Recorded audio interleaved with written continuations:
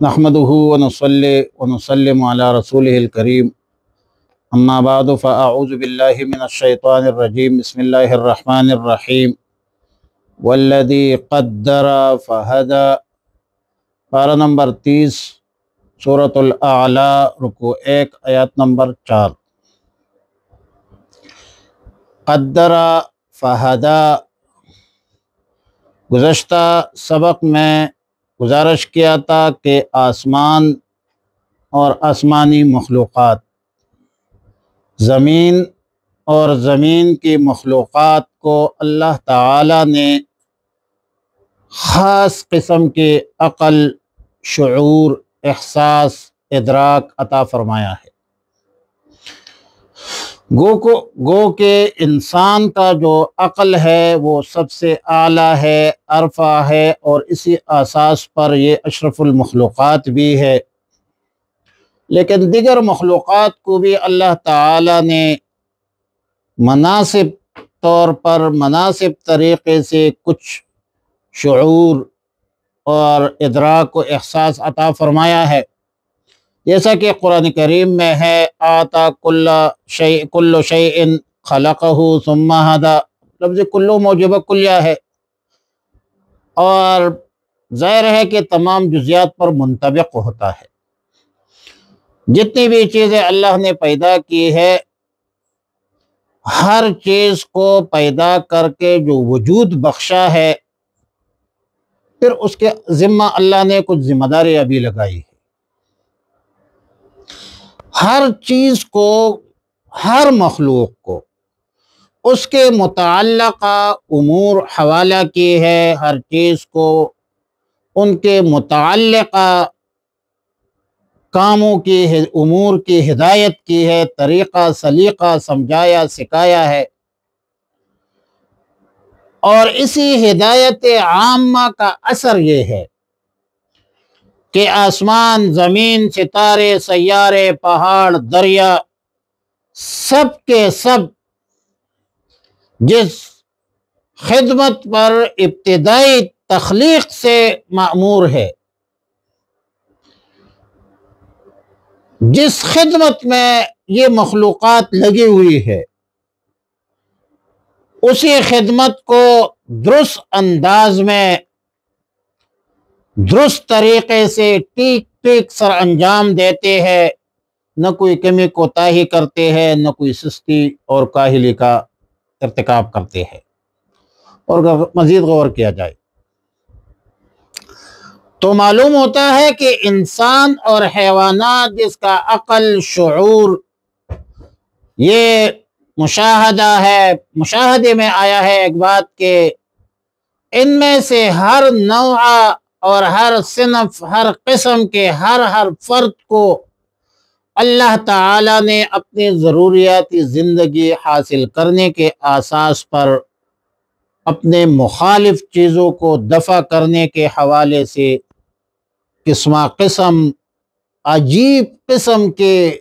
دقیق قسم کے ہنر بھی سکھائے ہیں کہ اس نے اپنا دفاع کیسے کرنے ہے، اپنا شکار کیسے کرنے ہے، اپنا خوراک کیسے ڈھونڈنا ہے، کس طریقے سے اس کا رہن ہوگا، کس طریقے سے اس کا چلن ہوگا۔ انسانی عقل حیران ہو جاتی ہے۔ انسان تو ظاہر ہے کہ سب سے زیادہ عقل اور شعور رکھنے والا ہے، لیکن جنگل کے جانوروں میں، درندوں میں، پرندوں میں، حشرات الارض کو دیکھ کر ہر ایک اپنی ضروریاتی زندگی حاصل کرنے کے حوالے سے، رہنے سہنے کے حوالے سے، بسنے کے حوالے سے، اپنے انفرادی ضروریات، اپنی جنسی ضروریات کو پورا کرنے کے واسطے کیسے کیسے اللہ نے ہنر سکھائے ہے، اور یہ سب بلا واسطہ تعلیم خالق کائنات کی طرف سے ہے، اللہ نے سکھایا ہے۔ ان جانوروں، ان درندوں میں جو تعلیم ہے، انہوں نے جو کچھ سیکھا ہے، اللہ نے ان کو سکھایا ہے۔ یہ کسی اسکول، کالج، یونیورسٹی میں رہ کر کسی استاد سے یہ چیزیں نہیں سیکھی ہے، بلکہ اسی ہدایت عامہ اور تلقین ربانی کے ثمرات ہے، فوائد ہے، جس کا ذکر قرآن کریم میں ہے کہ آتا کل شیء خلقہ ثم ہدی، اور سورہ اعلیٰ میں پھر فرمایا خلقہ فقدرہ الذی خلق فسوى والذی قدر فہدی۔ انسان کو تو ظاہر ہے اللہ نے عقل و شعور سب سے زیادہ عطا فرمایا ہے، انسان کو مخدوم کائنات بنایا ہے، زمین، پہاڑ، دریا اور ان میں پیدا ہونے والی اشیاء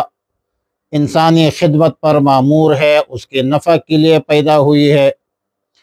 مگر ان سے پورا فائدہ اٹھانا اور مختلف قسم کے منافع حاصل کرنا، مختلف چیزوں کو جوڑ کر ایک نئی چیز پیدا کر لینا، یہ بڑے علم و ہنر کو چاہتا ہے۔ قدرت نے انسان کے اندر فطری طور پر عقل و فہم رکھا ہے کہ پہاڑوں کو کھود کر، دریاؤں میں غوطہ لگا کر سینکڑوں معدنی چیزیں اور دریائی چیزیں حاصل کرنا، پھر لکڑی، لوہا، تانبا، پیتل وغیرہ کو جوڑ کر ان سے نئی ایجادات اور نئی چیزیں اپنی ضرورت کے مطابق بنا لینا، یہ ظاہر ہے کہ یہ علم ہنر فلاسفہ کے تحقیقات اور کالجوں کی تعلیمات پر موقوف نہیں ہے۔ ابتدائی دنیا سے ان پڑھ جاہل یہ سب کام کرتے آ رہی ہے، اور یہ فطری سائنس ہے، یہ ایک فطری سائنس ہے۔ ثم ہدا کا تقاضا ہے، فہدا کا تقاضا ہے، آتا کل شیء فہدا کا تقاضا ہے، قدر فہدا کا تقاضا ہے۔ اللہ تعالیٰ نے یہ فطری چیز، فطری سائنس انسان کو بخشی ہے، اور ظاہر ہے کہ علمی تحقیقات کے ذریعے ترقی کرنا، ترقی کی صلاحیت اور استعداد، یہ عطائے ربانی ہے، میرے رب کی طرف سے۔ صحیح سب جانتے ہیں کہ سائنس کسی چیز کو پیدا نہیں کرتی، بلکہ قدرت کے پیدا کردہ چیزوں کا استعمال سکھاتی ہے، اور اس استعمال کا ادنا درجہ تو اللہ تعالیٰ نے انسان کو فطرتاً سکھایا ہے، اور اس میں فنی تحقیقات اور ترقی کا بڑا ایک وسیع میدان جو ہے، کائنات کی تسخیر کا ایک وسیع میدان رکھا ہے۔ استعداد، صلاحیت جو ہے یہ انسان کی فطرت میں ہے، اس کے سمجھنے کی صلاحیت انسان کے اندر موجود ہے، جس کے مظاہر اسی سائنس کے دور میں نئے تحقیقات سامنے آ رہی ہے، اور یہ بھی معلوم نہیں کہ آگے اس سے اور کیا نئی چیزیں، نئی تحقیقات، نئی ایجادات سامنے آئے گی۔ تو اگر غور کیا جائے تو یہ سب کچھ ایک لفظ ہدا کی شرح ہے، ایک لفظ ہدا کا مشاہدہ ہے کہ اللہ تعالیٰ نے انسان کو ان سب کاموں کا راستہ دکھلایا ہے، اور اس میں انسان کو پورا کر لینے کی پوری صلاحیت اور استعداد عطا فرمائی ہے۔ مگر افسوس کہ سائنس میں ترقی کرنے والے اس حقیقت سے ناشنا بھی ہے، غفلت شعار بھی ہے، اور بالکل اندھے ہوتے جا رہی ہے۔ یہی اس کی بدبختی ہے کہ اللہ کی قدرتوں پر، اللہ کی طاقتوں پر، اللہ کی تخلیقات پر تحقیق کرتے ہیں، پھر اس تحقیقات کے پیش منظر میں جو چیزیں، ایجادات سامنے آتی ہے، اس کو پھر اپنی طرف منسوب کرتے ہیں۔ انسان کو اللہ تعالیٰ نے فطرتاً جو سائنسدان بنایا ہے، وہ قدر فہدا کا تقاضا ہے۔ اللہم احسن عاقبتنا فی الامور کلہا واجرنا من خزی الدنیا وعذاب الآخرہ، اللہم وفقنا لما تحب وترضى، وصلی اللہ علی النبی الامی الکریم وعلی آلہ وصحبہ اجمعین برحمتک یا ارحم الراحمین۔